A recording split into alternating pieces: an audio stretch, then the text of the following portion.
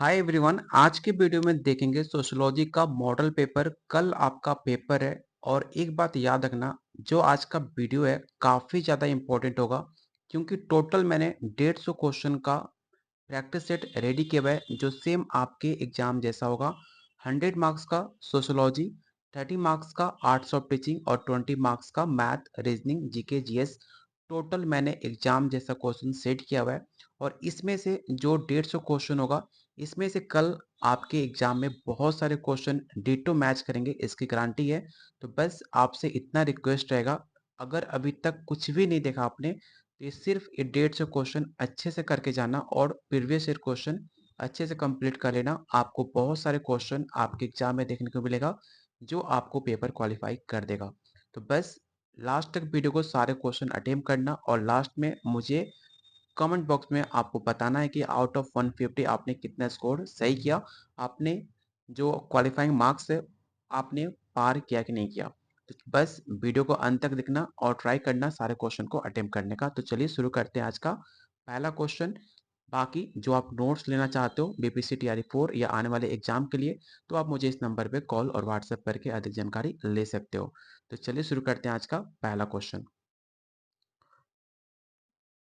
सबसे पहला क्वेश्चन है, समाजशास्त्र जो शब्द है किसके द्वारा इसे कॉइन किया गया है, मतलब गाड़ा गया है, किसने ये शब्द दिया है।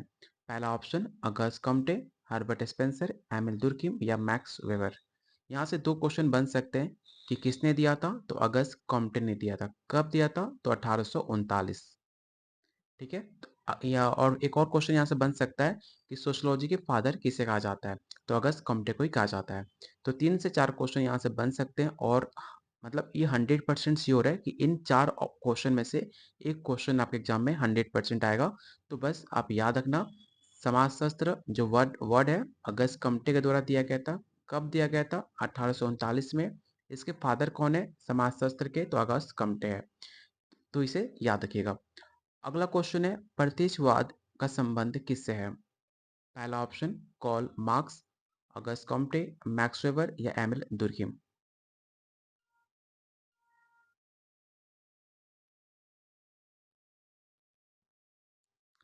तो क्वेश्चन 2 का राइट आंसर हो जाएगा ऑप्शन नंबर बी, अगस्त कॉम्टे का सिद्धांत। ठीक है, याद रखिएगा प्रतीकवाद का सिद्धांत अगस्त कॉम्टे की मुख्य देन मानी जाती है, जो कि सामाजिक घटनाओं के वैज्ञानिक अध्ययन पर सबसे ज्यादा जोर दिया जाता है।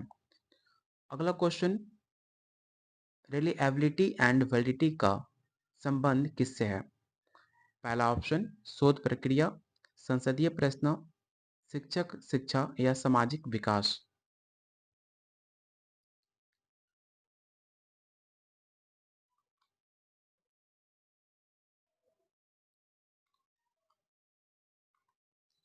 तो क्वेश्चन नंबर थर्ड का राइट आंसर हो जाएगा ऑप्शन नंबर आपका ए हो जाएगा।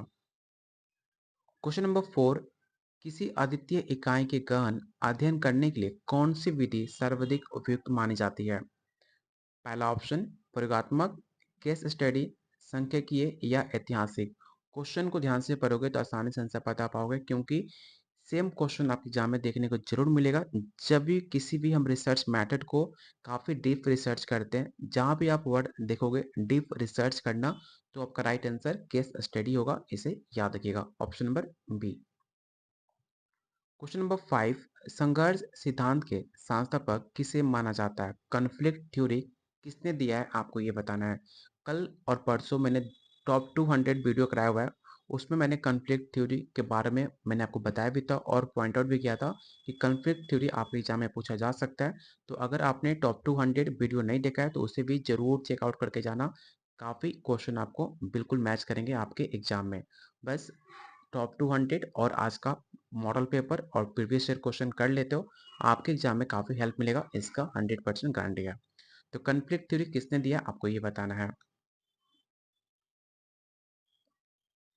तो क्वेश्चन नंबर 5 का राइट आंसर हो जाएगा option number B, Karl marks.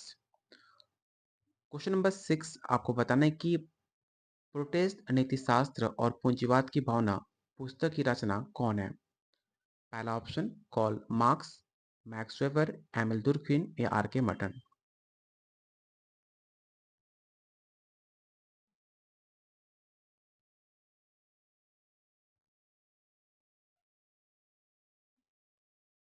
तो क्वेश्चन नंबर 6 का राइट आंसर हो जाएगा option number B, Max Weber. याद रखिएगा, the protest ethic and the spirit of capitalism Max Weber की एक सेमिनल रचना है जिसमें धर्म को लेकर उन्होंने बात की थी। तो क्वेश्चन 6 का राइट आंसर बी होगा। क्वेश्चन नंबर 7, एनोमी की अवधारणा किसने दी है? ये भी सवाल आपके पेपर में 100% पूछा जाएगा कि एनोमी का अवधारणा किसने दी है? कॉल मार्क्स ने, मैक्स वेबर ने, एमिल दुर्किम ने या हर्बर्ट स्पेंसर ने? तो याद रखिएगा, एनोमी की अवधारणा एमिल दुर्किम ने दी थी, जो कि सामाजिक मानदंड के टूटने और कमजोर पड़ने की ऐसे सिचुएशन में जिसमें व्यक्ति स्वयं को लक्ष्यहीन और निर्देशहीन मान पाता है। तो ऑप्शन नंबर सी इसका राइट आंसर होगा।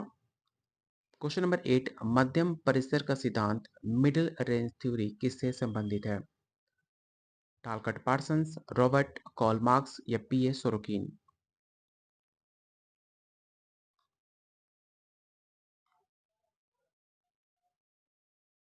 तो क्वेश्चन नंबर 8 का राइट आंसर हो जाएगा ऑप्शन नंबर बी। अगला क्वेश्चन, समाज की मूल इकाई क्या है? What is the basic unit of society?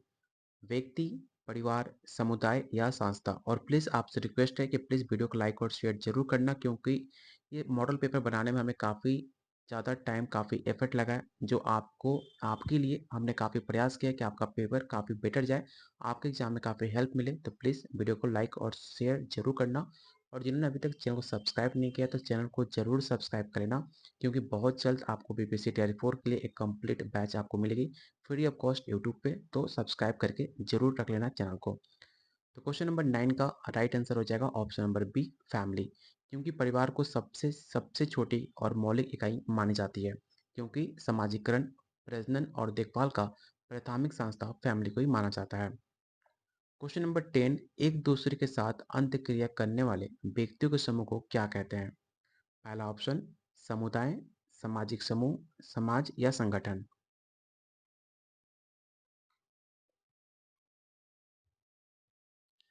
तो उसे कहा जाता है सोशल ग्रुप, जहां पर एक सामाजिक समूह में दो से या दो से अधिक व्यक्तियों का एक समूह होता है, उसे कहा जाता है सोशल ग्रुप। किसी विशेष स्थिति पर आसीन व्यक्ति से अपेक्षित व्यवहार को क्या कहते हैं? पहला ऑप्शन भूमिका, प्रतिमान, मूल्य या दर्जा? मैंने क्वेश्चन को मॉडरेट रखा है, ना इजी रखा है ना हार्ड रखा है, क्योंकि क्वेश्चन जितने भी आप एग्जाम में आ रहे हैं वो सारे क्वेश्चन आपके मॉडरेट लेवल के हैं। तो मैंने आपको वैसे ही क्वेश्चन सेट किया है जो आपके एग्जाम में देखने को मिल सकता है। तो आपको क्वेश्चन 11 का राइट आंसर बताना है कि किसी विशेष स्थिति पर आसीन व्यक्ति से अपेक्षित व्यवहार को हम क्या कहते हैं?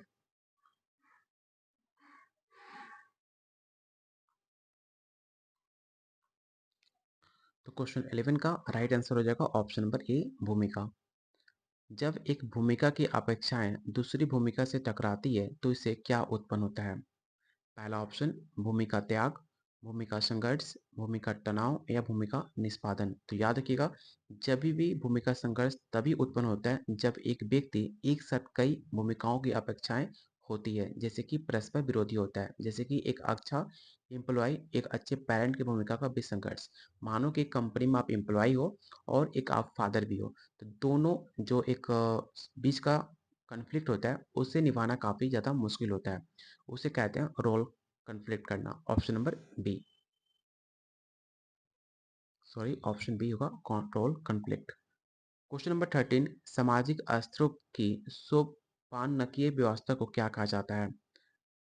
The hierarchical arrangement of social strata is known as. Question 13 का राइट आंसर बताइए क्या होगा? तो याद रखिएगा, सामाजिक अस्थिकरण समाज का एक ऐसा विभाजन माना जाता है जहां पर समूह को उच्च नीच के क्रम में व्यवस्थित किया जाता है, जैसे कि जाति, वर्ग, उसे कहते हैं सामाजिक अस्थिकरण, जो कि राइट आंसर हो जाएगा ऑप्शन नंबर बी। निम्नलिखित में अस्थिकरण की कौन सी प्रणाली एक बंद प्रणाली मानी जाती है? पहला ऑप्शन है वर्ग, जाति, स्टेट या स्टेटस ग्रुप। तो कल के वीडियो में मैंने इसके बारे में बताया भी था। क्लोज सिस्टम आपके एग्जाम के पॉइंट ऑफ व्यू से काफी इंपॉर्टेंट है, क्योंकि हमेशा इससे एक से दो क्वेश्चन 23 और 24 में पूछा भी गया है। तो हो सकता है इस बार क्वेश्चन आपसे ऐसे पूछ ले कि इनमें से कौन एक बंद प्रणाली है। तो याद रखिएगा, कास्ट आपका राइट आंसर हो जाएगा option number B. Question number 15, संस्कृतिकरण की अवधारणा किसने दी है? तो बिना टाइम वेस्ट के मैंने अभी तक इतनी बार आपको प्रैक्टिस करा दिया है, आपको पता होगा एम एन श्रीनिवास। एक क्लर्क की पद से मैनेजर की पद की ओर गति किसका उदाहरण माना जाता है? क्वेश्चन नंबर 16 का राइट आंसर बताइए क्या होगा?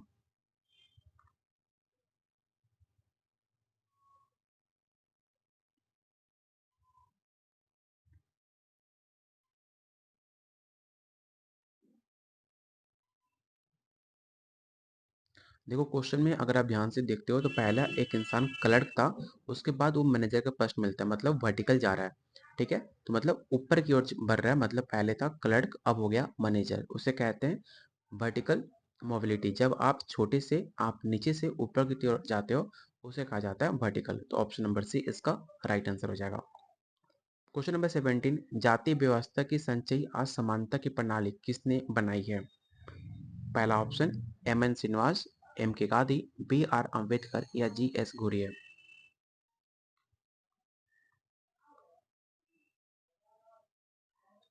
तो क्वेश्चन नंबर 17 का राइट आंसर हो जाएगा option number C, B R Ambedkar ने जाति व्यवस्था को संचयी असमानता की प्रणाली बताया, क्योंकि इसमें धार्मिक, सामाजिक, आर्थिक और राजनीतिक असमानताएं एक साथ जुड़ी हुई हैं, इसलिए इन्होंने संचयी असमानता की प्रणाली बताया था। तो क्वेश्चन 17 का राइट आंसर सी हो जाएगा, और आप लोग ट्राई करना कमेंट बॉक्स में आंसर देते रहने का, इससे आपको पता चलेगा। एक मॉक टेस्ट के तौर पर इसे लेना, क्योंकि मैंने हर एक क्वेश्चन एग्जाम के पॉइंट ऑफ व्यू से रेडी किया हुआ है, जो आपके कल के पेपर में बहुत सारे क्वेश्चन डिट्टो देखने को मिल सकता है। क्वेश्चन नंबर 18, अनटचेबिलिटी की प्रथा भारतीय संविधान के किस आर्टिकल द्वारा समाप्त की गई थी? पहला option article 14, article 17, article 21, article 32। तो इसका राइट आंसर हो जाएगा ऑप्शन नंबर बी, आर्टिकल 17। अगला क्वेश्चन, प्रभावशील जाति की अवधारणा किसने दी? डोमिनेंट कास्ट की कंसेप्ट किसके द्वारा दिया गया था, आपको बताना है। पहला option Louis Dumont, M N Srinivas, Andre Beteille या जोगिंद्र सिंह।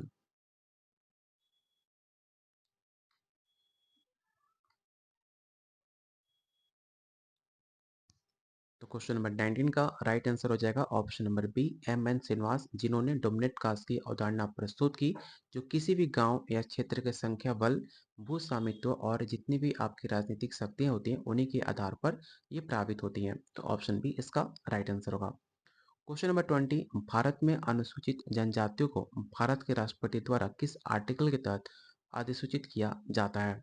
इस क्वेश्चन को भी ध्यान में रखिएगा, काफी इंपॉर्टेंट है। पहला ऑप्शन है आर्टिकल 341, आर्टिकल 342, आर्टिकल 343 या आर्टिकल 344।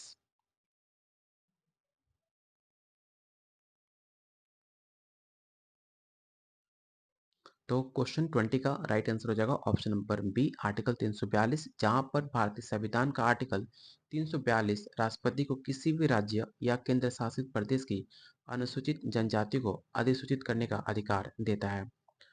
अगला क्वेश्चन, एक परिवार जहां पर माता पिता, बच्चे और अन्य रिश्तेदार शामिल होते हैं उसे हम क्या कहते हैं? एकल परिवार, विस्तृत परिवार, मातृ स्थानीय परिवार या पितृ स्थानीय परिवार। तो याद रखिएगा, ये क्वेश्चन आपके फैमिली, मैरिज और किनशिप से रिलेटेड है, जो आपके एग्जाम के पॉइंट ऑफ व्यू से काफी इंपॉर्टेंट ये टॉपिक है, क्योंकि इस टॉपिक से 4 से 5 क्वेश्चन आपको 100% कल के पेपर में देखने को मिलेगा। तो याद रखिएगा, इसे कहते हैं एक्सटेंडेड फैमिली, जहां पर ऐसी फैमिली जिसमें माता पिता, उनके विवाहित बच्चे, उनके बच्चे, अन्य रिश्तेदार जैसे कि चाचा चाची, दादा दादी, सब एक साथ रहते हैं, उसे कहते हैं एक्सटेंडेड फैमिली, जिसे आप हिंदी में बोल सकते हो संयुक्त परिवार। ठीक है, तो ऑप्शन नंबर बी। विवाह का वो नियम जिसमें एक पुरुष अपनी समूह से बाहर की महिला से विवाह करता है उसे हम क्या कहते हैं? तो मैंने मल्टीपल टाइम बता दिया है कि अगर आप अपने कास्ट, अपने धर्म, अपने गोत्र में शादी करते हो उसे कहते हैं एंडोगेमी, और जब आप किसी बाहर के गोत्र से, बाहर के कबीला से, बाहर की जाति से आप विवाह करते हो उसे कहते हैं एक्सोगेमी। इससे आपके एग्जाम में क्वेश्चन बनेगा ही बनेगा, तो आप इन दो पॉइंट को याद रखिएगा। जब हम किसी बाहर के पुरुष या बाहर की महिलाएं से शादी करते हैं अपने कास्ट से बाहर, उसे कहते हैं एक्सोगेमी, और जो हम अपने कास्ट, अपने गोत्र में शादी करते हैं उसे कहते हैं एंडोगेमी। क्वेश्चन में पूछा गया आउटसाइड, तो आउटसाइड के लिए हम एक्सोगेमी आंसर मानेंगे, option number B. Question number 23, आपको बताना है कि मातृवंशीय प्रणाली में वंश का अनुरेखण किसके माध्यम से किया जाता है? क्वेश्चन को ध्यान से अगर आपने पढ़ लिया तो आसानी से आप आंसर बता पाओगे। मैंने मल्टीपल टाइम आपको बताया कि जब भी आप पेपर देने जाओगे, अगर आपको क्वेश्चन में कन्फ्यूजन हो रहा है तो क्वेश्चन को इंग्लिश और हिंदी में दोनों में पढ़ना है और समझने की कोशिश करना है कि क्वेश्चन में क्या कह रहा है। अगर आप क्वेश्चन थोड़ा बहुत भी समझ लेते हो तो आप आसानी से आंसर बता पाओगे। क्वेश्चन में पूछा गया है, मातृवंशीय प्रणाली में जो वंश होता है उनका अनुरेखन किसके माध्यम से किया जाता है?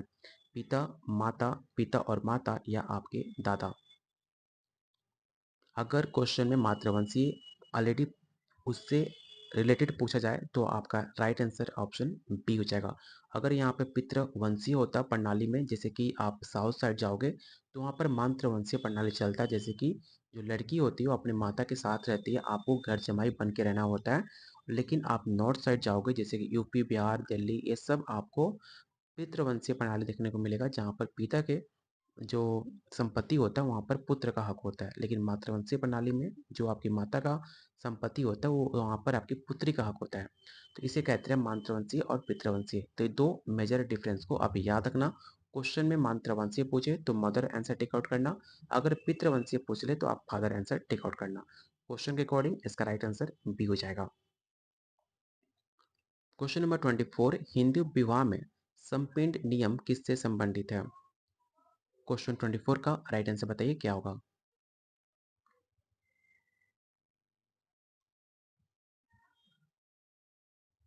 सबसे पहले आपको पता होना चाहिए संपीड़ होता क्या है।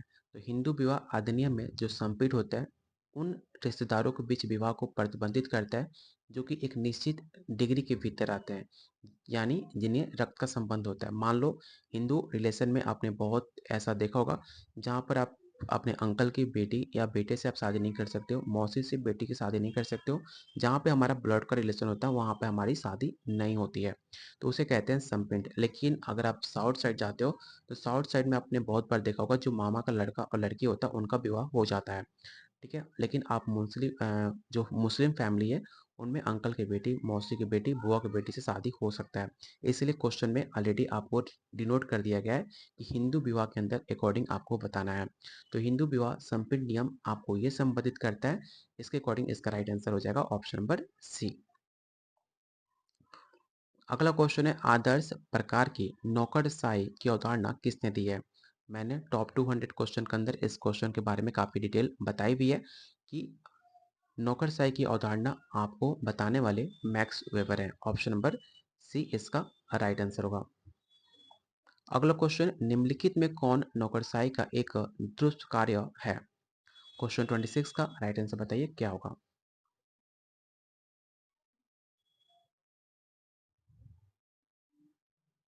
तो क्वेश्चन 26 का राइट आंसर हो जाएगा ऑप्शन नंबर बी।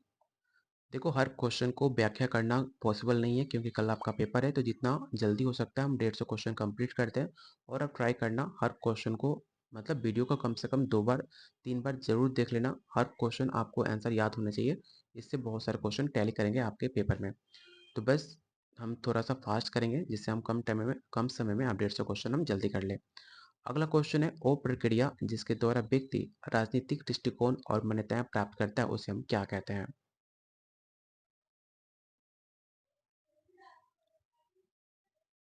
तो उसे कहा जाता है राजनीतिक समाजीकरण। Option number B. अगला question, the division of labour in society के पुस्तक राइटर कौन है? इस पुस्तक राइटर का नाम याद रखना क्योंकि बुक ऑफ ऑथर से आपके एग्जाम में 2 से 3 क्वेश्चन जरूर मिलेगा जहां पर आपको बुक ऑफ ऑथर के नाम बताने होंगे। तो याद रखिएगा, the division of labour in society के पुस्तक राइटर आपके कौन है? तो एमिल दुर्कीम है। अगला क्वेश्चन, एक पूंजीवादी व्यवस्था में उत्पादन के प्राथमिक साधनों को स्वामित्व किसके पास होता है? पहला ऑप्शन राज्य, समुदाय, निजी व्यक्ति या सहकारी समितियां।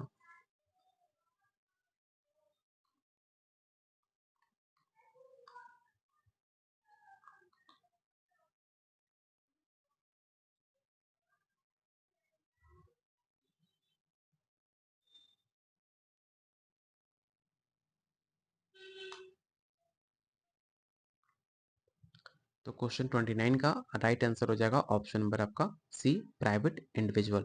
ये क्वेश्चन जो मैंने कल आपको जस्ट अभी कराया था कि the division of labour in society society किसके द्वारा लिखी गई पुस्तक है?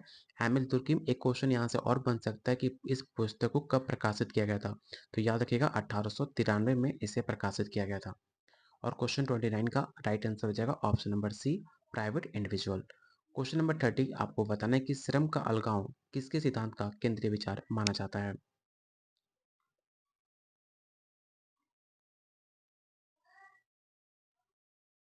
तो क्वेश्चन नंबर 30 का राइट आंसर हो जाएगा option number C, Karl marks.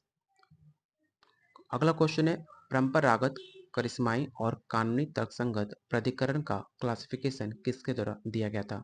तो टॉप 200 के क्वेश्चन के अंदर मैंने इस क्वेश्चन को अलग से पूछा था कि इन जो मैक्स वेबर है उनकी तीन करिश्माई, उनका जो तीन क्लासिफिकेशन अथॉरिटी है कौन कौन सी है। तो हो सकता है आपके एग्जाम में आपसे पूछ ले कि तीन नाम कौन कौन से हैं। तो नाम आप याद रखिएगा, परंपरागत, करिश्माई और कानूनी तर्कसंगत।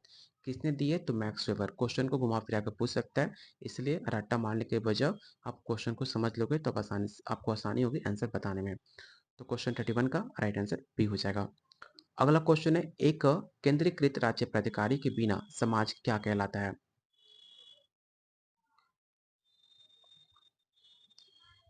तो क्वेश्चन 32 का राइट आंसर हो जाएगा ऑप्शन नंबर बी। निम्नलिखित में कौन एक लोकतांत्रिक राजनीतिक व्यवस्था का प्रमुख विशेषता है? इसका राइट आंसर बताइए क्या होगा?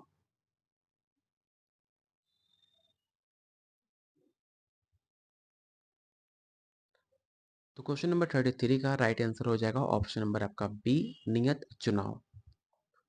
अगला क्वेश्चन, शिक्षा का वो दर्शन जो अनुभव के माध्यम से सीखने पर जोर देता है उसे हम क्या कहते हैं?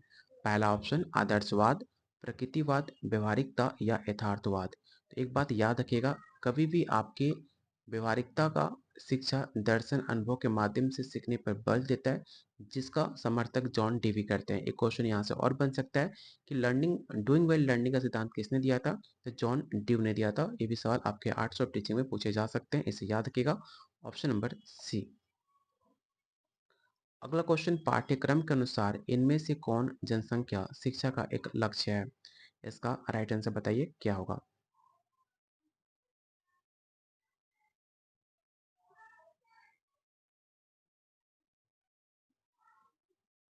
तो क्वेश्चन 35 का राइट आंसर हो जाएगा ऑप्शन नंबर बी।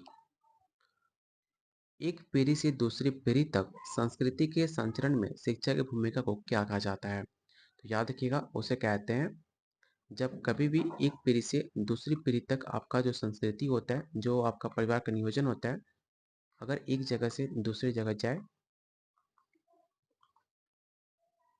तो उसे कहते हैं हम सांस्कृतिक पुनरुत्पादन। जो कल्चरल रिप्रोडक्शन होता है, जहाँ पर एक पीढ़ी से दूसरी पीढ़ी तक जितनी भी आपकी संस्कृति हो, चाहे आपका मान्यताएं हो, चाहे सामाजिक मानदंड हो, जब वो ट्रांसफर होती है उसे कहते हैं cultural reproduction, option number B.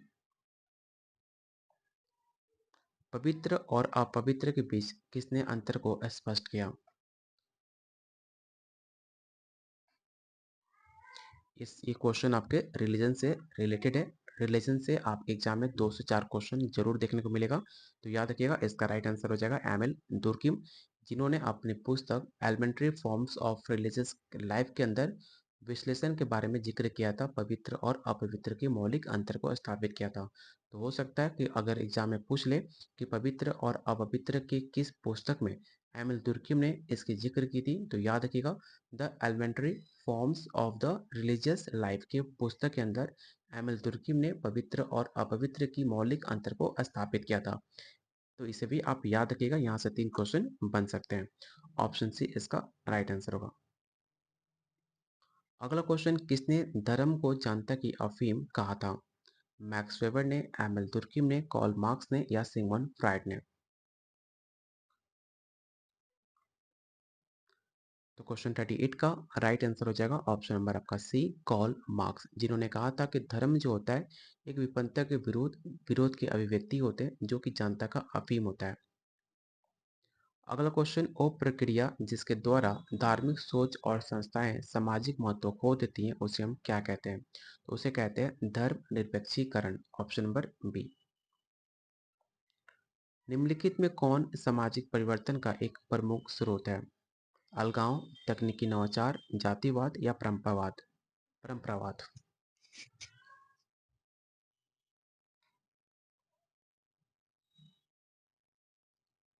तो क्वेश्चन 40 का राइट आंसर हो जाएगा ऑप्शन नंबर बी। अगला क्वेश्चन, भारत में सामाजिक गतिशीलता का वर्णन करने के लिए संस्कृतिकरण के सिद्धांत को किसने प्रस्तावित किया है? तो क्वेश्चन काफी आसान है, मैंने मल्टीपल टाइम आपको बता चुका हूँ, एम एन श्रीनिवास। जनसांख्यिकीय लभांश किससे संबंधित है? डेमोग्राफिक डिविडेंड जो होता है वो किससे रिलेटेड है, आपको ये बताना है।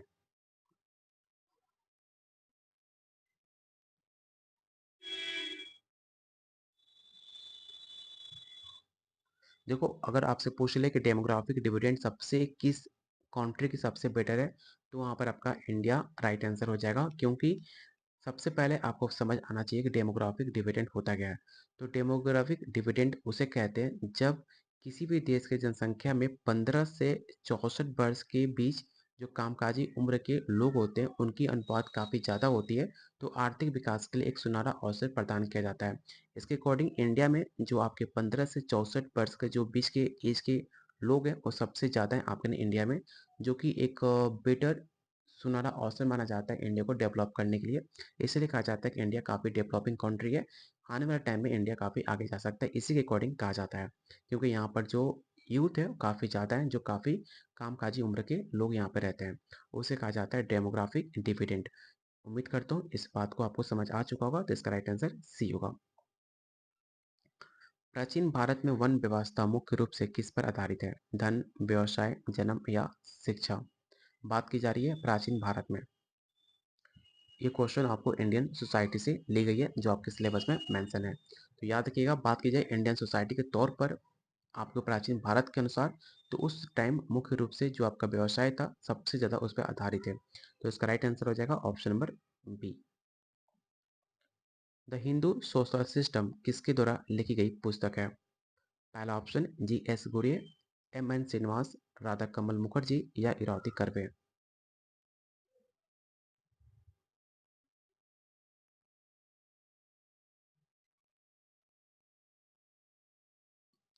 तो क्वेश्चन 44 का राइट आंसर हो जाएगा ऑप्शन नंबर ए, G.S. गुरिये, जिन्होंने caste and class in India और द हिंदू सोशल सिस्टम जैसी पुस्तक की विस्तृत विश्लेषण किया था। याद रखिएगा, caste and class in India और द हिंदू सोशल सिस्टम दोनों पुस्तक आपको G.S. गुरिये के द्वारा लिखी गई है। अगला क्वेश्चन है, भारतीय समाज पर पश्चिम के प्रभाव के कारण क्या हुआ था?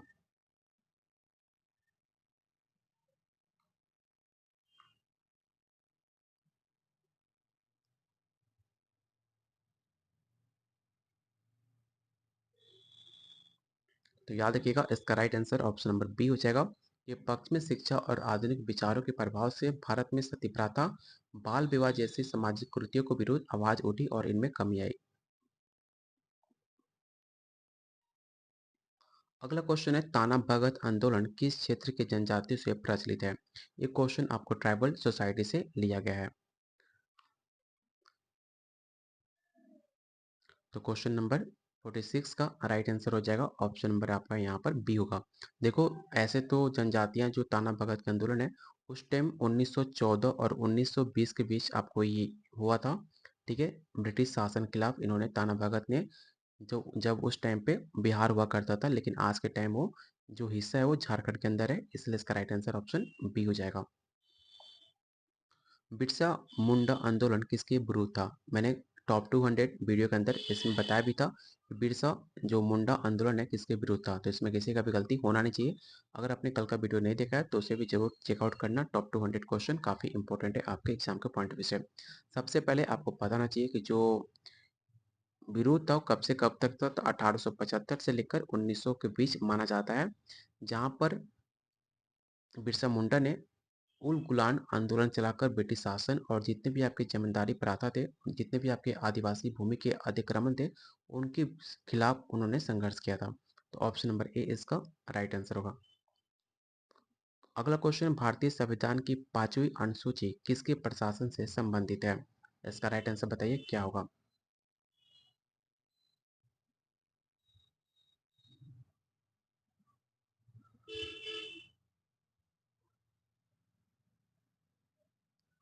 तो क्वेश्चन नंबर 48 का राइट आंसर हो जाएगा ऑप्शन नंबर आपका बी।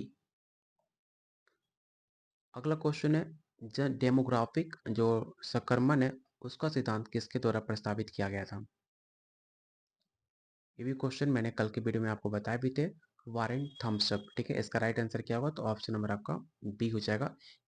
इसके बारे में एक और याद रखिएगा कि वारेन थॉम्सन ने 1929 में डेमोग्राफिक ट्रांजिशन थ्योरी प्रस्तावित किया था, जो कि जनसंख्या वृद्धि और आर्थिक विकास के बीच संबंध को 3-4 चरणों में समझाया था। तो क्वेश्चन 49 का राइट आंसर बी हो जाएगा। एक जो क्वेश्चन है पॉपुलेशन डायनेमिक्स से लिया गया है, जो आपके सिलेबस के अकॉर्डिंग है। अगला क्वेश्चन है जनसंख्या संक्रमण दूसरा चरण किसकी विशेषता मानी जाती है।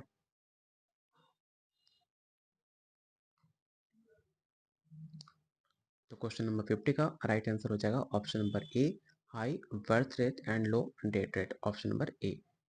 यहाँ पे अभी तक हमने टॉप 50 क्वेश्चन कवर कर लिए और हमें 100 क्वेश्चन कवर करने, थोड़ा सा और फास्ट चलते हैं। अगला क्वेश्चन है भारत की जनसंख्या नीति किस वर्ष घोषित की गई थी। 1947, 1952, 1976 या 2000। तो याद रखिएगा भारत की राष्ट्रीय जनसंख्या नीति नेशनल पॉपुलेशन पॉलिसी सन 2000 में अंतिम रूप से घोषित की गई थी। इसका राइट आंसर डी हो जाएगा। अगला क्वेश्चन है भारत में सामाजिक परिवर्तन की एक ऐसी प्रक्रिया रूप में पश्चिमीकरण की व्याख्या किसने की थी। तो याद रखिएगा एमएन श्रीनिवास। मैंने टॉप 200 वीडियो के बारे में इसके बारे में कंप्लीट डिटेल बताया है, आप जाकर वीडियो देख सकते हो। अगला क्वेश्चन निम्नलिखित में कौन सामाजिक विकास की एक विशेषता है। इसका राइट आंसर बताइए क्या होगा।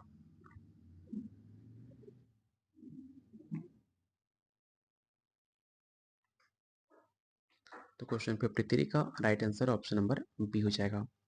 अगला क्वेश्चन आधुनिक समाज में युवा असंतोष का मुख्य कारण अक्सर किसे माना जाता है।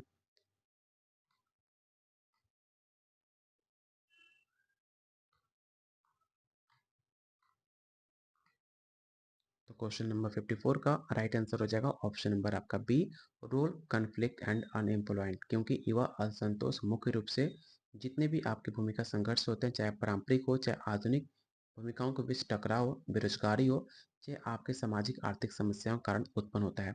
तो ऑप्शन बी इसका राइट आंसर होगा। भारत में पर्दा प्रथा मुख्य रूप से किसे प्रभावित करता है, पुरुषों को, बच्चों को, महिलाओं को या वृद्धों को। तो आपको पता होगा कि पर्दा जो पढ़ाता है वो महिलाओं को काफ़ी ज़्यादा प्रभावित करता है। ऑप्शन नंबर सी इसका राइट आंसर होगा। अगला क्वेश्चन भारतीय समाज पर बौद्ध धर्म के प्रभाव के कारण क्या हुआ था। तो इन दो ऑप्शन में से आपका एक राइट आंसर है, तो बताइए दो ऑप्शन में से कौन सा आपका राइट आंसर होगा। तो इसका राइट आंसर हो जाएगा ऑप्शन नंबर बी। अगला क्वेश्चन पारंपरिक हिंदू सामाजिक संगठन की एक प्रमुख विशेषता क्या थी। समतावाद, जाति आधारित विभाजन, धर्म निरपेक्षता या लोकतंत्र।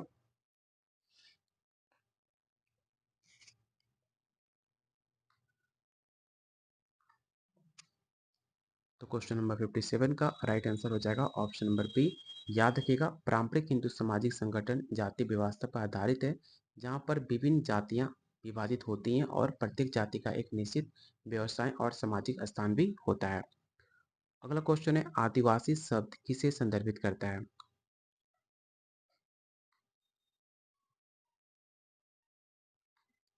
तो इसका राइट आंसर हो जाएगा ऑप्शन नंबर आपका बी।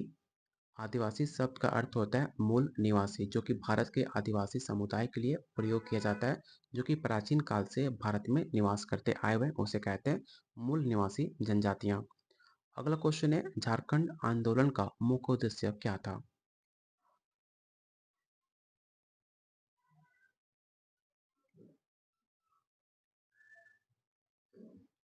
तो क्वेश्चन नंबर 59 का राइट आंसर हो जाएगा ऑप्शन नंबर बी।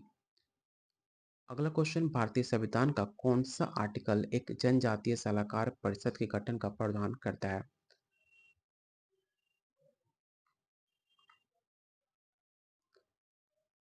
पहला ऑप्शन है आर्टिकल 164, ऑप्शन बी है आर्टिकल 275, आर्टिकल 244 या आर्टिकल 246। आपके पास चार ऑप्शन हो गए, आर्टिकल 164, आर्टिकल 275, आर्टिकल 244, आर्टिकल 246। तो याद रखिएगा, इसका राइट आंसर हो जाएगा ऑप्शन नंबर सी। संविधान का आर्टिकल 244 अनुसूचित क्षेत्रों और जनजातीय क्षेत्र के प्रशासन के से संबंधित है। ऑप्शन सी इसका राइट आंसर होगा। अगला क्वेश्चन है, इस सिद्धांत की जनसंख्या निर्वाह के साधनों से तेजी से बढ़ती है, ये किसने दिया था?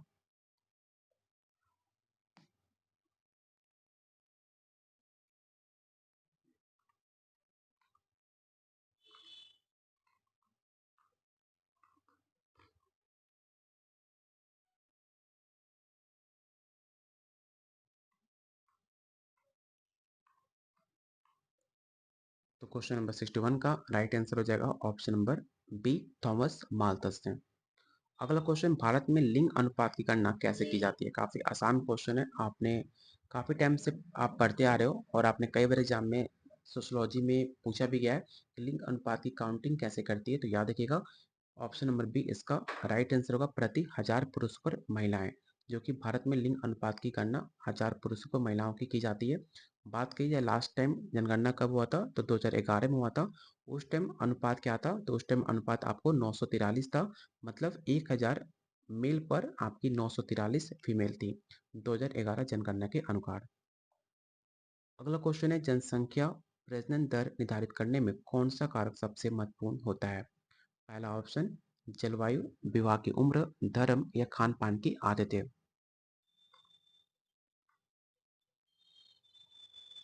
तो बात की जा रही है प्रजनन दर को निर्धारित करने के लिए, उसके अकॉर्डिंग आपका एज काफ़ी मैटर करता है कि देर से विवाह होने पर प्रजनन का समय काफ़ी कम हो जाता है। ठीक है, तो इसका राइट आंसर क्या होगा, तो ऑप्शन नंबर बी होगा। इसलिए कहा जाता है शादी एक सही टाइम पे करना चाहिए। जिनका एज काफ़ी लेट से होता है उनका प्रेजेंट करने में काफ़ी दिक्कत होती है, काफ़ी प्रॉब्लम होती है। अगला क्वेश्चन है, रेफरेंस ग्रुप की अवधारणा किसने लोकप्रिय बनाया था? इन दो ऑप्शन में से आपका एक कोई राइट आंसर है, तो बताइए इसका राइट आंसर क्या होगा। रेफरेंस ग्रुप को किसने लोकप्रिय बनाया था?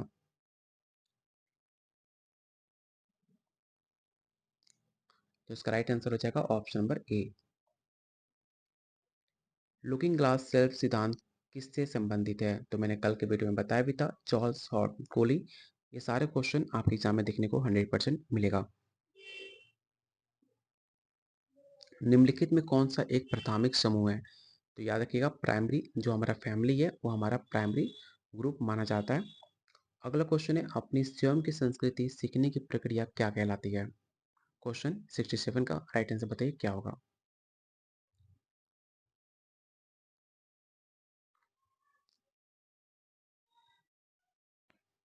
तो इसका राइट आंसर हो जाएगा ऑप्शन नंबर बी, सांस्कृतिक अधिगम। अगला क्वेश्चन है, निम्नलिखित में कौन आदर्श प्रकार की अवधारणा से संबंधित है? पहला ऑप्शन है कॉल मार्क्स, ऑप्शन बी है एमिल दुर्किम, थर्ड ऑप्शन है मैक्स वेबर, मैक्स वेबर, और चौथा ऑप्शन है आपका अगस्त कॉम्टे। तो बताइए इसका राइट आंसर क्या होगा। तो आइडियल टाइप की अवधारणा किससे संबंधित है? तो मैक्स वेबर से संबंधित है। ऑप्शन नंबर सी इसका राइट आंसर होगा। क्वेश्चन नंबर 69, सुसाइड पुस्तक जो है वो किसके द्वारा लिखी गई पुस्तक है? Max Weber, Karl Marx, Emile Durkheim या अगस्त कॉम्टे।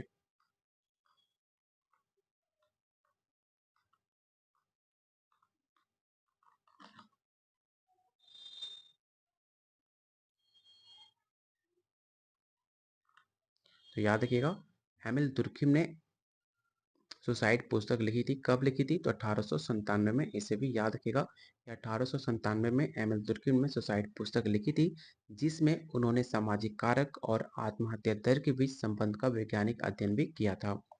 अगला क्वेश्चन है, निम्नलिखित में कौन विज्ञान की विशेषता नहीं है? क्वेश्चन में नहीं पूछा गया है, इस पे आप ध्यान देना।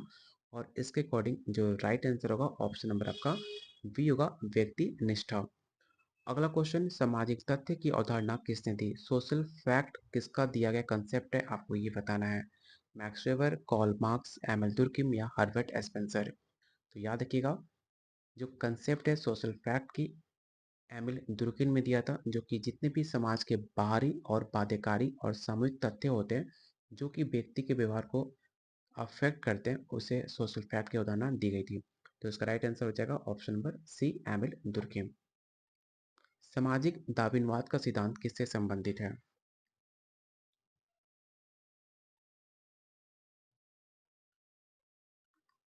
तो इसका राइट आंसर हो जाएगा option number B, Herbert Spencer. Question number 73 आपको बताना है कि निम्नलिखित में कौन संघर्ष सिद्धांतकार नहीं है। इसका राइट आंसर बताइए क्या होगा।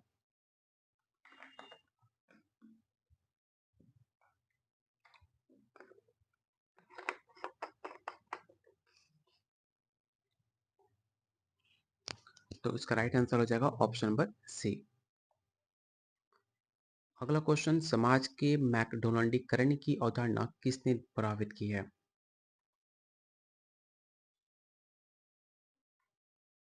तो इसका राइट आंसर होगा George Ritzer, option number B. निम्नलिखित में कौन शिक्षा का एक प्रकट कार्य माना जाता है? क्वेश्चन 75 का राइट आंसर बताइए क्या होगा। तो क्वेश्चन 75 का राइट आंसर हो जाएगा ऑप्शन नंबर बी, ज्ञान का संचरण करना। अगला क्वेश्चन है, ग्लास सीलिंग किसे संदर्भित करता है? जो ग्लास सीलिंग का इफेक्ट होता है वो किसे संदर्भित करता है? क्वेश्चन नंबर 76 का राइट आंसर बताइए क्या होगा। तीन ऑप्शन में से कोई आपका एक राइट आंसर होगा। तो याद रखिएगा, ग्लास सीलिंग एक ऐसा रूपक होता है जहां पर संगठनों में अन्य जितने भी आपके अदृश्य बाधाएं होती हैं उसको रिप्रेजेंट किया जाता है, महिलाओं और अल्पसंख्यकों को उच्च पदों तक पहुंचाने से रोका जाता है।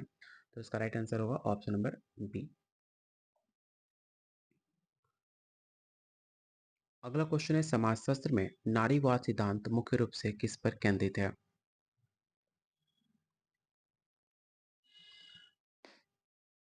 तो बात की जा रही है फेमिनिस्ट थ्योरी के बारे में। तो इसका राइट आंसर हो जाएगा ऑप्शन नंबर बी, लैंगिक असमानता। वर्चस्व की अवधारणा किससे संबंधित है? इसका राइट आंसर बताइए क्वेश्चन नंबर 78 का क्या होगा।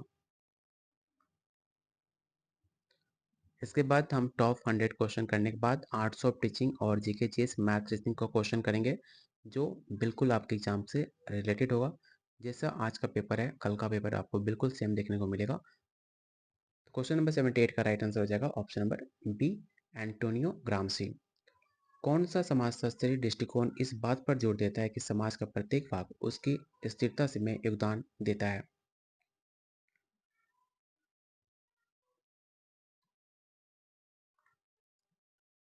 तो इसका राइट आंसर हो जाएगा option number B. Question number 80 आपको बताना है कि डिजिटल डिवाइड किसे संदर्भित करता है? पहला ऑप्शन है गणितीय कैलकुलेशन, ऑप्शन बी है प्रौद्योगिकी तक पहुंच में अंतर, डिजिटल घड़ी में डिजाइन या कंप्यूटर प्रोग्रामिंग भाषाएं। तो क्वेश्चन नंबर 80 का आपको राइट आंसर बताना है कि क्या होगा। क्वेश्चन में पूछा गया था डिजिटल डिवाइड किसे संदर्भित करता है, तो याद रखिएगा gap in access of technology, option number B. सांस्कृतिक विलंब की अवधारणा किसने प्रस्तुत की है? तो नाम याद रखिएगा, विलियम एफ ऑकबर्न का, जिन्होंने सांस्कृतिक विलंब की अवधारणा पेश की है, ऑप्शन नंबर बी। निम्नलिखित में कौन प्राप्त स्थिति अचीव्ड स्टेटस का उदाहरण माना जाता है? इस क्वेश्चन को मैंने टॉप 200 क्वेश्चन में शामिल भी किया था क्योंकि क्वेश्चन काफ़ी इंपॉर्टेंट है आपके सिलेबस के अकॉर्डिंग और मे भी ये सवाल आपके एग्जाम में देखने को मिल सकता है। तो याद रखिएगा, आप पुत्र होना और पुत्री होना, भाई होना अचीव नहीं करते हो, डॉक्टर होना आप अचीव करते हो, अपने बलबूते पे बनते हो। तो ये आपको अचीव का स्टेटस दिलाता है। तो ऑप्शन बी इसका राइट आंसर होगा। अगला क्वेश्चन है, सापेक्ष वंचना का सिद्धांत किससे संबंधित है? क्वेश्चन 83 का राइट आंसर बताइए क्या होगा।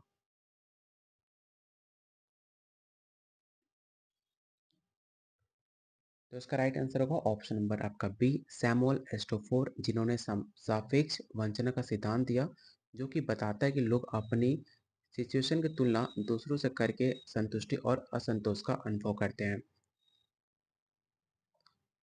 किस प्रकार का प्राधिकरण कानूनी और औपचारिक नियमों पर आधारित होता है?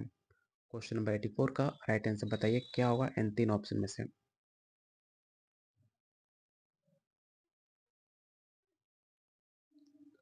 तो क्वेश्चन 84 का राइट आंसर हो जाएगा ऑप्शन नंबर आपका C, legal rational authority. Option number C, जो कि मैक्स वेबर के द्वारा इसे दिया गया था।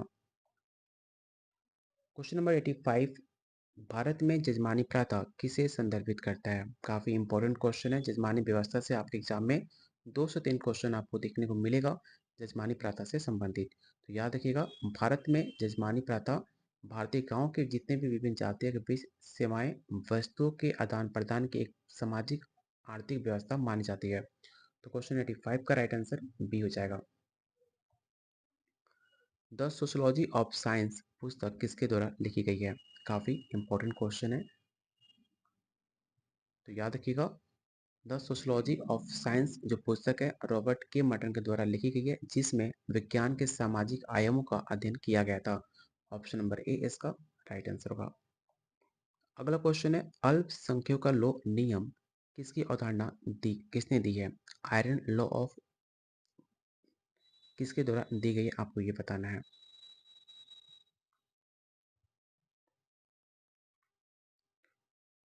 तो इसका राइट आंसर हो जाएगा ऑप्शन नंबर ए, रॉबर्ट मिचेल्स। निम्नलिखित में कौन प्राथमिक समूह की विशेषता है? औपचारिक संबंध, ऑप्शन बी है बड़ा आकार, या ऑप्शन नंबर सी आमने सामने इंट्रैक्शन।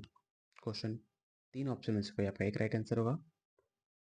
तो इसका राइट आंसर हो जाएगा ऑप्शन नंबर आपका सी, आमने सामने की अंतक्रिया, जो कि प्राथमिक समूह का एक मुख्य विशेषता घनिष्ठ और व्यक्तिगत माना जाता है। क्वेश्चन नंबर 89, स्पीयर वाव परिकल्पना किससे संबंधित है? स्पीयर वाव परिकल्पना किससे संबंधित है, आपको ये बताना है।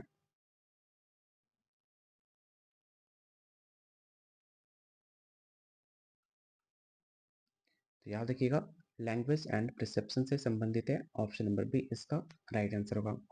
अगला क्वेश्चन है, कौन सा समाजशास्त्री दृष्टिकोण रोजमर्रा की सामाजिक अंतक्रियाओं पर केंद्रित है? ये भी सवाल काफी इंपॉर्टेंट है, इसे ध्यान से ऑप्शन को रीड कीजिएगा और बताइए इसका राइट आंसर क्या होगा।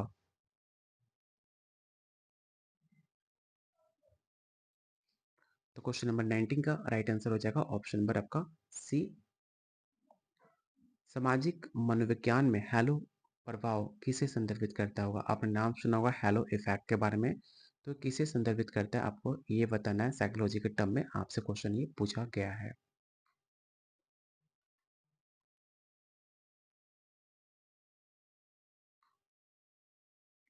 तो याद रखिएगा, इसका राइट आंसर हो जाएगा ऑप्शन नंबर ए। हेलो प्रभाव एक संज्ञानात्मक पूर्वग्रह माना जाता है, जिसमें किसी व्यक्ति का एक गुण, जैसे कि मान लो सुंदरता का प्रभाव उसके अन्य गुणों के मूल्यांकन पर पड़ता है।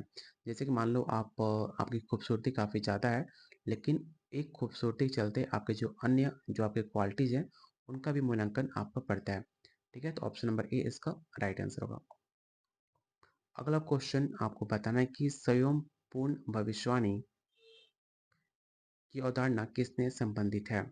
क्वेश्चन नंबर 92 आपको बताना है कि स्वयंपूर्ण भविष्यवाणी की अवधारणा किससे संबंधित है, किसने विकसित की है?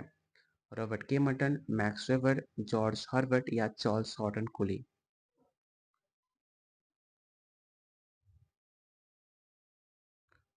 तो इसका राइट आंसर हो जाएगा ऑप्शन नंबर आपका ए, राइट आंसर होगा रॉबर्ट के मर्टन। अगला क्वेश्चन, निम्नलिखित में कौन सामाजिक गतिशीलता का प्रकार नहीं है? तो याद रखिएगा, मैंने टॉप 200 क्वेश्चन में इस क्वेश्चन को कराया भी था, जहां पर आपको हॉरिजॉन्टल, वर्टिकल एंड आपका इंटर जनरेशन मोबिलिटी होती है, लेकिन जो आपका डायगोनल मोबिलिटी है वो आपके काउंट नहीं होती। क्वेश्चन में नहीं पूछा गया कौन सा टाइप नहीं है, तो आपका ऑप्शन नंबर सी इसका राइट आंसर हो जाएगा। थॉमस प्रे क्या बताते हैं?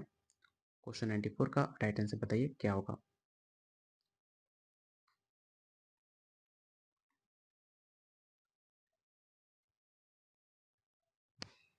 तो क्वेश्चन नंबर 94 का राइट आंसर हो जाएगा ऑप्शन नंबर बी। अगला क्वेश्चन है, समाजशास्त्र का शिकागो स्कूल किसके लिए जाना जाता है? तो इन दो ऑप्शन में से आपका एक राइट आंसर हो जाएगा। तो याद रखिएगा, शिकागो स्कूल जो था वो शहरी समाजशास्त्र और आपके मानव परिस्थितिक और प्रतीकात्मक अंतःक्रियावाद के लिए जाना जाता है, उसके विकास के लिए काफी प्रसिद्ध है। तो इसका राइट आंसर हो जाएगा ऑप्शन नंबर ए। क्वेश्चन नंबर 96 आपको बताना है कि पैटर्न वेरिएबल्स की अवधारणा किससे संबंधित है?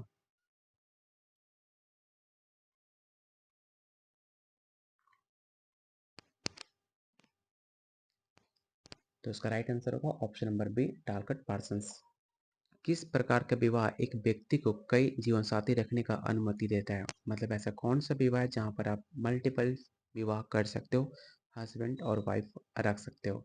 उसे कहते हैं पॉलीगैमी, जहाँ पर एक व्यक्ति एक समय में एक से अधिक जीवन साथी रख सकता है। ऑप्शन नंबर बी इसका राइट आंसर होगा। अगला क्वेश्चन, कुलीन वर्ग के परिसंचरण का सिद्धांत किसने प्रस्तावित किया है? Question number 98।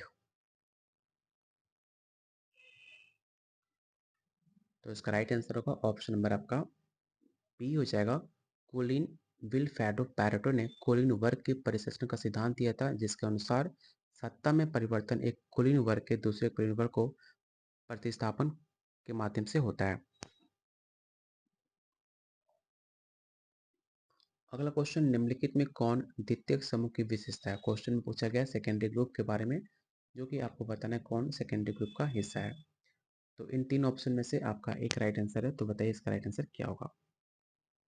तो इसका राइट आंसर हो जाएगा option number C, formal relationship आपको सेकेंडरी ग्रुप का एक एग्जाम्पल है, एक उसका विशेषता माना जाता है। ऑप्शन नंबर सी।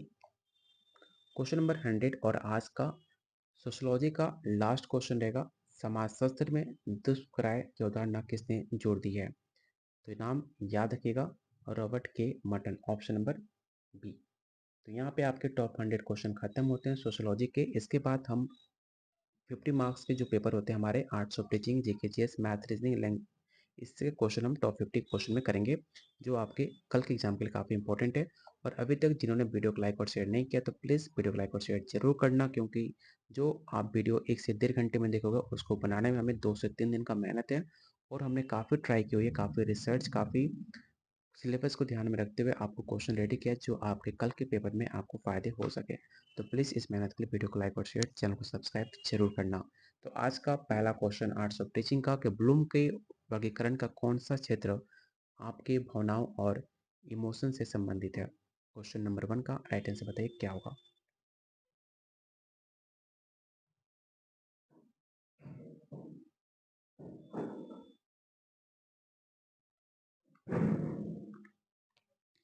तो क्वेश्चन 1 का राइट आंसर हो जाएगा ऑप्शन नंबर आपका बी, अफेक्टिव।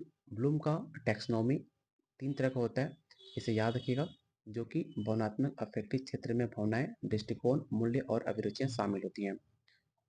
अगला क्वेश्चन है, शिक्षण की कौन सी विधि करके सीखने को प्रोत्साहित करती है? व्याख्यान विधि, परियोजना विधि, प्रदर्शन विधि या कहानी सुनाने की विधि? बात की गई है प्रोजेक्ट मैटर के बारे में। तो याद रखिएगा, इसका राइट आंसर हो जाएगा ऑप्शन नंबर बी, क्योंकि जो प्रोजेक्ट मैटर होता है उसमें छात्र एक वास्तविक व्यवहारिक समस्या पर करके सीखता है, जिसमें उसकी जो एक्टिव पार्टिसिपेशन होती है, इसलिए इसका राइट आंसर ऑप्शन बी होगा। अगला क्वेश्चन, एक दिन के शिक्षण के लिए एक विस्तृत योजना को क्या कहा जाता है? पहला ऑप्शन इकाई योजना, ऑप्शन नंबर बी है पाठ योजना, वार्षिक योजना या पाठ्यक्रम।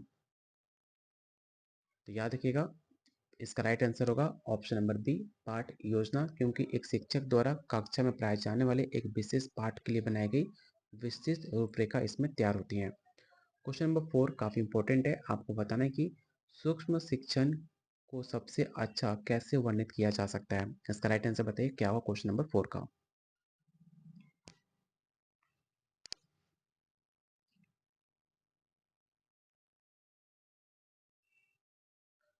तो क्वेश्चन नंबर 4 का राइट आंसर होगा ऑप्शन नंबर सी, जहाँ पर सूक्ष्म शिक्षण एक परीक्षक तकनीक होती है, जहाँ पर शिक्षण कुछ समय विशिष्ट और आपके जितने भी वस्तु और छात्रों की संख्या होती है उसे छोटा करके अभ्यास कराया जाता है। तो इसका राइट आंसर क्या होगा? तो ऑप्शन नंबर सी हो जाएगा।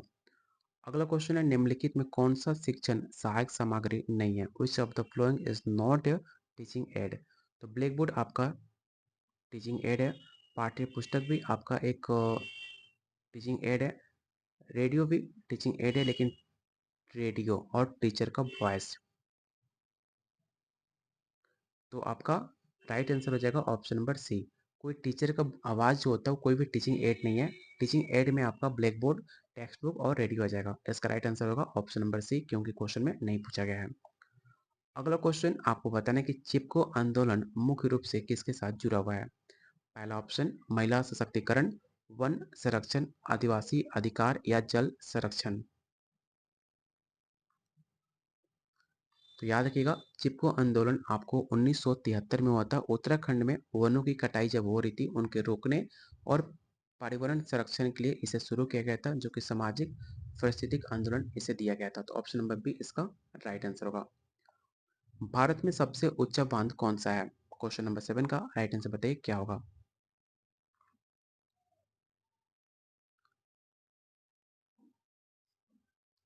तो इसका राइट आंसर हो जाएगा ऑप्शन नंबर आपका सी, टिहरी बांध, जो कि आपको उत्तराखंड में देखने को मिलता है, जो कि सबसे ऊंचा बांध माना जाता है। क्वेश्चन नंबर 8 आपको बताना है कि यदि एक ट्रेन 2 घंटे में 120 किलोमीटर दूरी तय करती है तो उसकी गति क्या है? क्वेश्चन में आपसे स्पीड पूछा गया है। अगर आपको स्पीड का फार्मूला पता हो तो आप आसानी से बता सकते हो कि स्पीड इक्वल टू होता है डिस्टेंस बाय टाइम। ठीक है, तो आपको स्पीड पूछा गया, डिस्टेंस आपको ऑलरेडी दिया जा चुका है 120 किलोमीटर। तो 120 यहाँ आप कर दोगे बाय टाइम। टाइम कितनी है? 2 घंटे। तो 2 घंटे आपको जब आप इसे डिवाइड करोगे तो आपको 60 किलोमीटर प्रति घंटा के स्पीड उसकी है। तो इसका राइट आंसर क्या हो जाएगा? तो ऑप्शन नंबर बी हो जाएगा।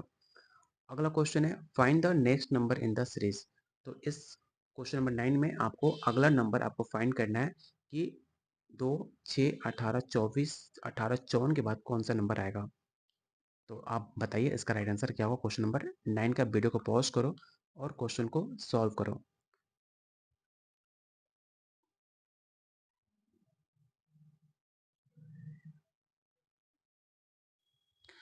अगर आप इसमें एक चीज़ कॉमन देखोगे तो 2 इंटू 3 6 होता है, 6 इंटू 3 18 होता है, 18 18 इंटू 3 54 होता है, और 54 इंटू 3 चौके 12, और 3 चौके 12, 3 पचे 15, 162। तो 162 आपका राइट आंसर हो जाएगा। अगला क्वेश्चन आपको बताना है, एक स्टेटमेंट बेस्ड क्वेश्चन है, जो कि बताना है कि कथन क्या है। तो कथन है कि सभी गुलाब फूल होते हैं लेकिन कुछ फूल जल्दी मुरझा जाते हैं। निष्कर्ष क्या है?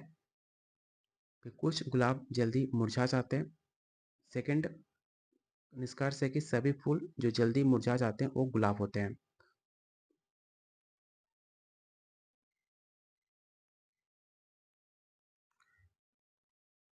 तो इसका राइट आंसर क्या होगा? तो इसका राइट आंसर डी होगा, ना तो 1 ना ही 2। ऐसा क्यों? क्योंकि कथन में इसलिए ऐसा कहा गया है कि सभी गुलाब फूल होते हैं लेकिन कुछ फूल जल्दी मुरझा जाते हैं। इसमें ये सिद्ध नहीं होता है कि फूल जल्दी मुरझाते हैं, गुलाब या गुलाब के जल्दी मुरझाता है। इसलिए संभव हो सकता है कि मुरझाने वाले गुलाब फूल गुलाब हो चाहे कोई और हो। इसलिए इसमें कुछ भी क्लियर नहीं होता, इसलिए इसका राइट आंसर डी होगा। क्वेश्चन नंबर 11 आपको बताना है कि मूल्यांकन का मुख्य उद्देश्य क्या होता है। इसका राइट आंसर बताइए क्या होगा। क्वेश्चन नंबर 11 का मूल्यांकन का मुख्य उद्देश्य क्या होता है।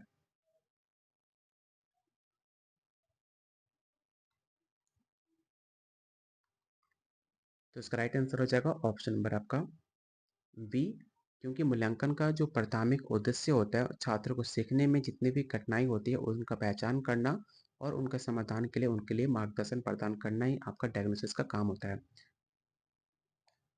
अगला क्वेश्चन है, निम्नलिखित में कौन शिक्षण को अफेक्ट करने वाला कारक है। पहला ऑप्शन है कक्षा का फर्नीचर, छात्र की प्रेरणा, स्कूल की इमारत या समय सारणी। तो क्वेश्चन में पूछा गया जो ऐसा फैक्टर जो अफेक्ट करता हो आपको टीचिंग।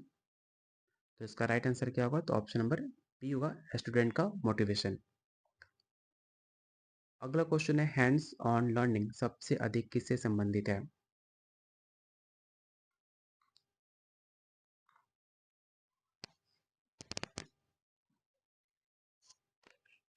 सबसे पहले आप नेगेटिव वर्ड पहले कट करो। व्याख्यान विधि कभी भी नहीं होगा। डिस्टेंस लर्निंग की बात की नहीं जा रही है। रोट लर्निंग कभी हो नहीं सकता, क्योंकि बात की जा रही है हैंड्स ऑन लर्निंग के बारे में। तो इसका राइट आंसर क्या होगा? तो ऑप्शन नंबर बी होगा, एक्सपेरिमेंटल लर्निंग।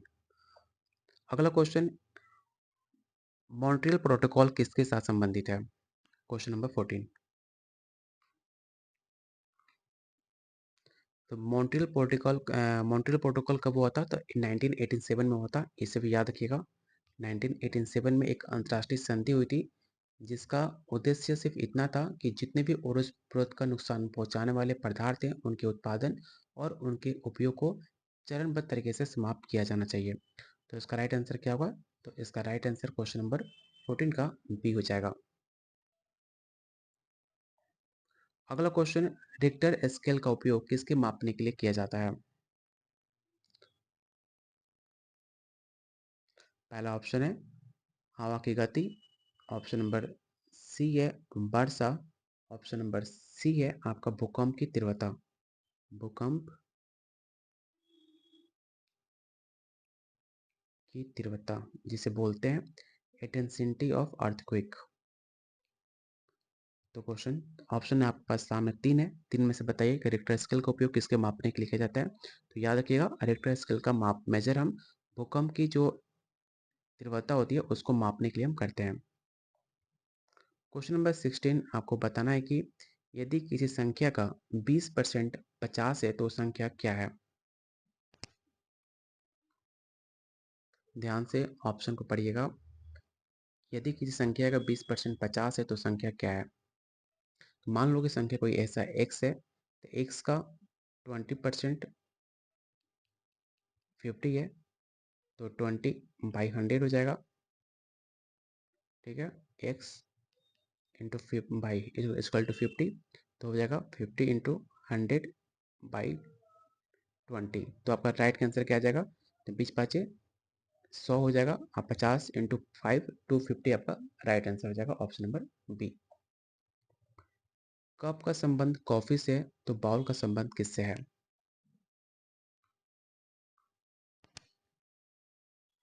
तो क्वेश्चन काफी लॉजिकल है। अगर कप का संबंध कॉफी से है तो बाउल का संबंध आपके सूप से है। अगला क्वेश्चन है, नवरत्न किसके दरबार से संबंधित है? चंद्रगुप्त मौर्य, अशोक, हर्षवर्धन या विक्रमादित्य?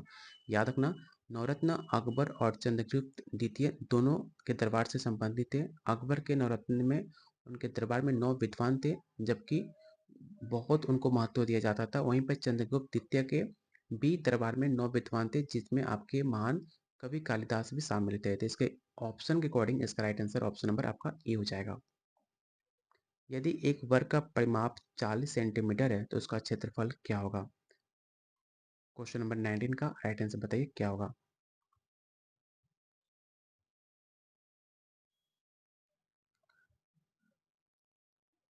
तो इसका राइट आंसर हो जाएगा option number A 100 square metre. आप इसे फाइंड कर लेना। क्वेश्चन नंबर 20 आपको बताना है कि सभी कलाकार रचनात्मक होते हैं, कुछ संगीतकार कलाकार होते हैं। इसका बताइए, इसका निष्कर्ष क्या होगा?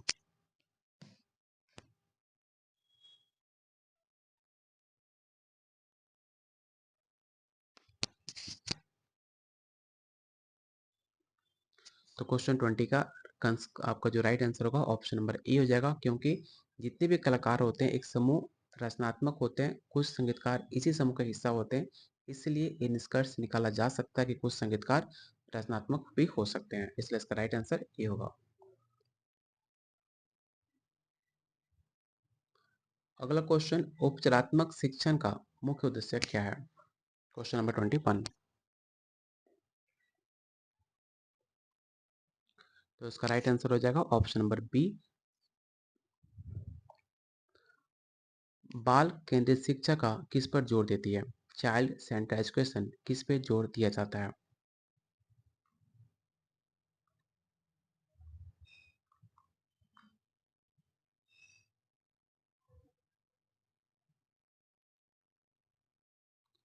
तो याद रखिएगा, जो भी आपके बच्चे की आवश्यकताएं होती हैं, उनकी रुचियां होती हैं, उन पे जोर दिया जाता है, ना कि शिक्षा के अधिकार पर, केवल पाठ्यक्रम पे, ना कि केवल पाठ्य पुस्तक पे। इसलिए इसका राइट आंसर हो जाएगा ऑप्शन नंबर बी। अगला क्वेश्चन है, शिक्षण की परियोजना विधि किसने विकसित की है? देखो, इस बार जितने भी क्वेश्चन आर्ट्स ऑफ टीचिंग में पूछे गए हैं, फैक्चुअल क्वेश्चन पूछे गए हैं। बहुत कम ऐसे क्वेश्चन आपको मतलब जो होता है रीजनिंग टाइप क्वेश्चन कम पूछे गए हैं।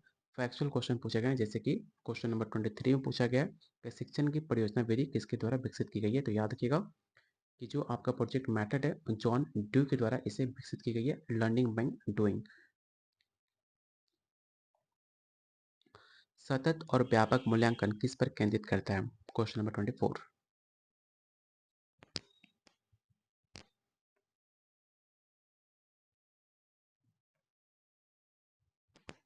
तो क्वेश्चन नंबर 24 का राइट आंसर हो जाएगा ऑप्शन नंबर बी, बच्चे के समग्र विकास पर, ना कि केवल अंतिम परीक्षा पर, उनके परिणामों पर या उनके रैंकिंग पर या सिर्फ केवल शैक्षिक प्रदर्शन पर। निम्नलिखित में कौन शिक्षण सहायक सामग्री है? क्वेश्चन में पूछा गया टीचिंग एड है, तो ब्लैक बोर्ड आपका टीचिंग एड है, स्कूल की घंटी भी आपका टीचिंग एड है। बाकी देखो, क्वेश्चन में पूछा शिक्षक सहायक सामग्री है, तो स्कूल की घंटी भी शिक्षक सामग्री है। प्राध्यापक का कार्यालय उतना इंपॉर्टेंट नहीं है। स्कूल यूनिफॉर्म भी आपका शिक्षण शिक्षण का सहायक सामग्री नहीं है। ठीक है, शिक्षण का जो टीचिंग ऐड होता है जिसपे आप पढ़ते हो, जिससे आप पढ़ सकते हो, तो सिर्फ उसके लिए आपका एक ब्लैक बोर्ड ही आपका एक राइट आंसर होगा, ऑप्शन नंबर ए। ठीक है, ये सब आपके सेकेंडरी हो जाएंगे, लेकिन प्राइमरी जो आपको टीचिंग एड के लिए इंपॉर्टेंट है वो आपका ब्लैक बोर्ड काफी इंपॉर्टेंट है। अगला क्वेश्चन है पेरिस समझौता किससे संबंधित है? तो याद रखिएगा पेरिस समझौता आपके जलवायु परिवर्तन से संबंधित है, जो कि 2015 में इसे निपटने के लिए अंतर्राष्ट्रीय संधि की गई थी। इसे याद रखिएगा।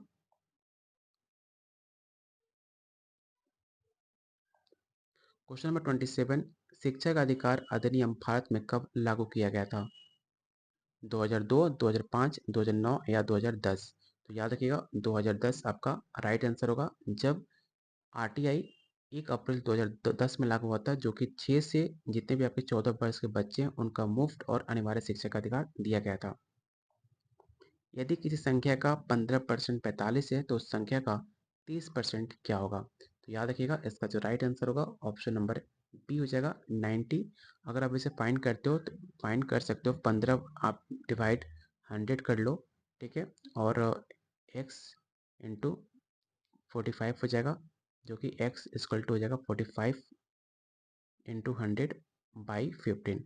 ऐसे आप सॉल्व करोगे तो आपको 300 वैल्यू आएगी, और 300 जो 30% ऑफ जो 300 होगा उसमें वैल्यू 30% हो जाएगी, बाई 100 करोगे तो आपका वैल्यू जो निकल के आएगी वो 90 आ जाएगी। आप ऐसे आराम से सॉल्व कर लेना, क्वेश्चन को पॉज करके आपको आंसर जो होगा 90 आएगा। अगला क्वेश्चन है सादृश्य को पूरा करके शिक्षक स्कूल डॉक्टर अस्पताल होगा। टीचर स्कूल है, डॉक्टर हॉस्पिटल होगा, ऑप्शन नंबर बी इसका राइट आंसर होगा। अगला क्वेश्चन रीजनिंग से, एक नंबर दी गई है, आपको बताना है कि 3, 9, 27, 81 और अगला नंबर क्या होगा।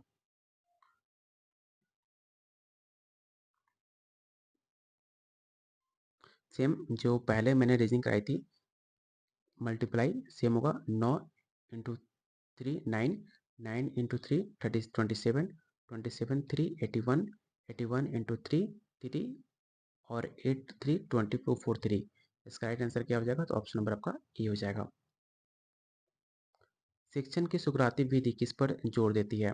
तो याद रखिएगा सुकराती विधि जो है आपके प्रश्न करना और डायलॉग पर जोर देती है, उनके प्रश्न पूछकर उनकी समझ को गहरा प्रदान करने के लिए की जाती है। इसका राइट आंसर होगा ऑप्शन नंबर बी। शिक्षा में मचान किसे संदर्भित करता है? Scarf folding. स्काफ फोल्डिंग के बारे में क्वेश्चन है, जो कि आपको टेम्पोररी सपोर्ट के बारे में बात करता है। इसे याद रखिएगा, ऑप्शन नंबर बी इसका राइट आंसर होगा। कौन सा अधिगम सिद्धांत प्रेक्षण योग्य व्यवहार पर जोर देता है?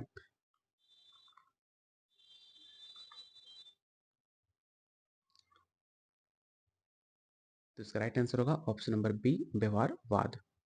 अगला क्वेश्चन है भारत में नीति आयोग ने किसका स्थान लिया है?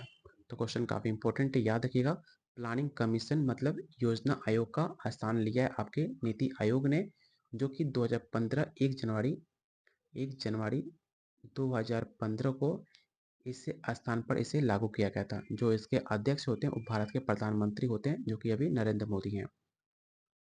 मीथेन का रासायनिक सूत्र क्या हो सकता है? तो याद रखिएगा मीथेन का रासायनिक सूत्र CH4 होता है, जो कि एक प्राकृतिक गैस का मुख्य घटक भी माना जाता है। अगला क्वेश्चन है यदि एक ट्रेन 80 किलोमीटर घंटी से चलती है तो इसका वो 45 मिनट में कितनी दूरी जाएगी? मतलब इसमें आपको फाइंड क्या करना है? तो इसमें आपको डिस्टेंस फाइंड करना है। तो याद रखिएगा आप इसे सॉल्व करते हो तो 45 मिनट है, 45 मिनट आपको 60 मिनट में होता है। जैसे आप जब सॉल्व करोगे 3/4 का रेशियो आएगा। डिस्टेंस निकालने के लिए D by speed into time होता है। तो आपको टाइम जो स्पीड कितना है, तो स्पीड आपका 80 किलोमीटर है, तो 80 हो गया। प्लस आपको जो टाइम है, टाइम कितना है, 3/4 है, तो 3/4 जब आप करोगे, इसे जब आप 20 हो जाएगा, 4 80 से डिवाइड करो तो 20 से कट जाएगा, और 20 इंटू 3 आपका 60 किलोमीटर आपका रिजल्ट आ जाएगा। फिर से आपको सीरीज कंप्लीट करना है, 2, 5, 10, 17 और 26। तो इसे सॉल्व करोगे तो आपका जो ऑटोमेटिक आंसर आएगा वो 37 आएगा। आपको एक स्टेटमेंट बेस दी गई है, आपको इसको पढ़िए और बताइए इसका राइट आंसर क्या होगा। स्टेटमेंट क्या है? तो स्टेटमेंट ये है कि सभी किताबें कलम है, लेकिन कुछ कलमें पेंसिल है। निष्कर्ष क्या निकलता है? तो कुछ किताबें पेंसिल है। तो आपको बताना है इसका राइट आंसर क्या होगा। मैं बहुत थक सा गया हूँ, तो मुझे बोलने में दिक्कत भी हो रहा है, इतना लंबा सेशन मैं कभी लेता नहीं हूँ। तो बताइए इसका राइट आंसर क्या होगा।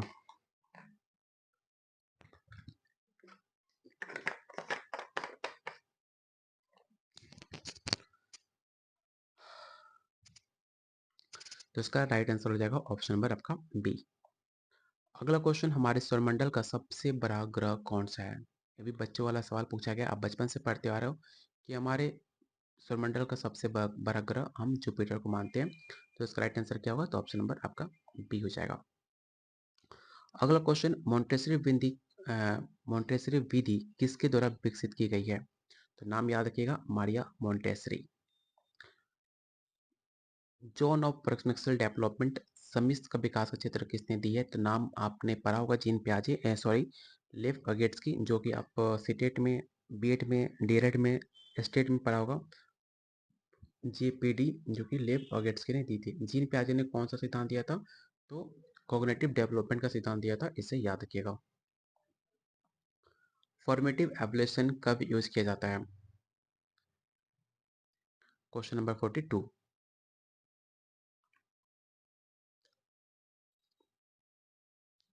तो याद रखिएगा, फॉर्मेटिव एवोल्यूशन जो होता है वो ड्यूरिंग ऑफ पीरियड होता है, मतलब साथ साथ होता है, इसलिए इसमें इम्प्रूविंग इंस्ट्रक्शन आपका राइट आंसर हो जाएगा। फाइनल असेसमेंट होता नहीं है। अगला क्वेश्चन है, वैज्ञानिक कौशल विकसित करने के लिए कौन से शिक्षण विधि सबसे ज्यादा उपयुक्त है?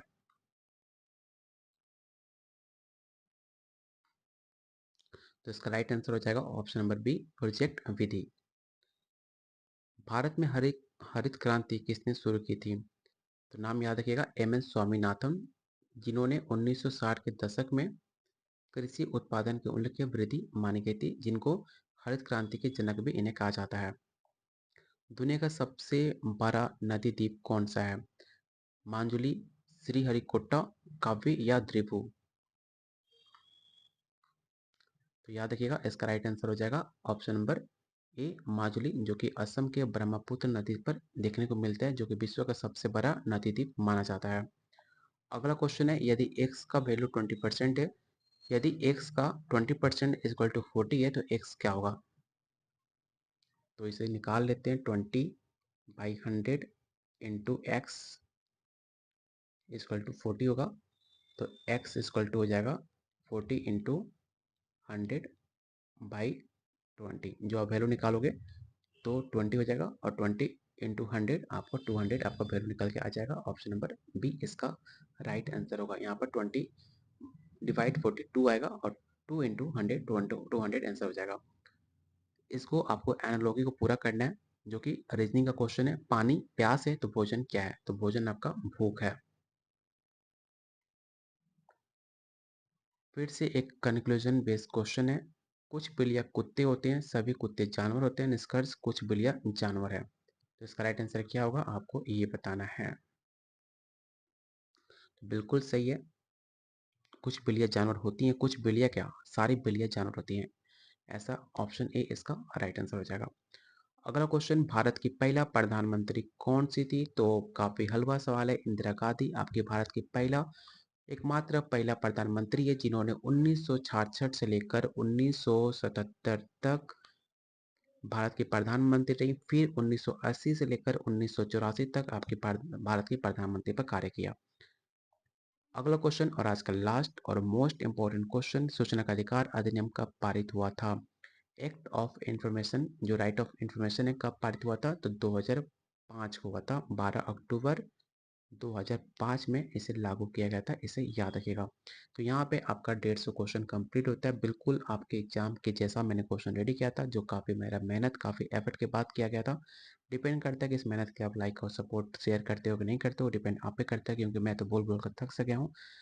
बस आपको ऑल द बेस्ट कल के पेपर के लिए। मैं मेरा प्रार्थना और मेरे बेस्ट विशेष है कि आपका पेपर काफ़ी बेटर जाए और आप अच्छे से मार्क्स से आप पेपर क्वालिफाई करके साथ में फिर से बीपीएससी टीआरई रिपोर्ट का तैयारी करें।